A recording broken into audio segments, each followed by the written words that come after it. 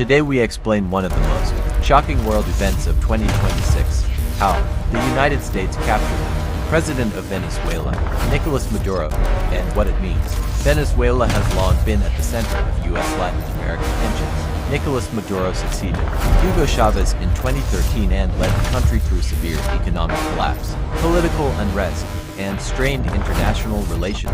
The U.S. government, especially under President Donald Trump, accused Maduro of corruption, human rights abuses, and involvement in drug trafficking, even placing a $50 million reward for information leading to his arrest. Relations between the two countries had been deteriorating for years, with sanctions, all disputes, and political standoffs fueling tension.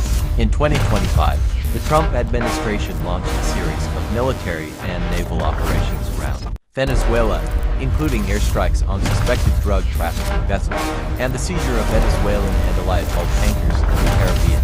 Behind the scenes, U.S. intelligence reportedly tracked Maduro's movements for months, even attempting covert operations like trying to persuade his pilot to betray him, though that earlier effort failed. In the early hours of January 3, 2026, U.S. forces launched a major military mission codenamed Operation Absolute Resolve. Elite U.S. Army units, including Delta Force, flew helicopters and aircraft into Caracas. They struck Maduro's fortified residence in a surprise raid. Despite heavy resistance and explosions in the capital, U.S. forces successfully captured Maduro and his wife, Celia Flores. President Trump announced that they were captured and flown out of the country, and later photographed Maduro aboard a U.S. warship.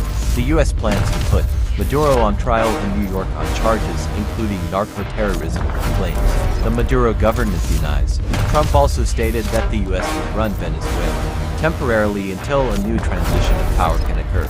Meanwhile, an interim leader, Delcy Rodriguez, was declared acting president in Caracas. The operation sparked huge international debate. Some governments condemned it as a violation of international law. Critics argued the U.S. had no legal basis for military action.